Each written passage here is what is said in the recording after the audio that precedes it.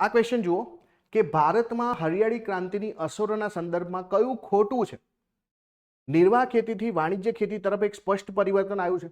પહેલા લોકો પોતાનું જે છે જીવન ચલાવવા માટે જ ખેતી કરતા, કેમ કે આધુનિકતા નહોતી, ના સારા બિયારણ હતા, ના સિંચાઈની પૂરતી સુવિધાઓ હતી, ના જે છે કોઈ ખાતરો હતા. તો એના કારણે ગ્રીન રિવોલ્યુશન આવ્યા પછી આપણી ખેતી જે છે વાણિજ્ય ખેતી તરફ જવાનું ચાલુ થયું. વાવેતર વિસ્તારમાં વધારો થયો. હા, એ પણ બિલકુલ સાચું છે.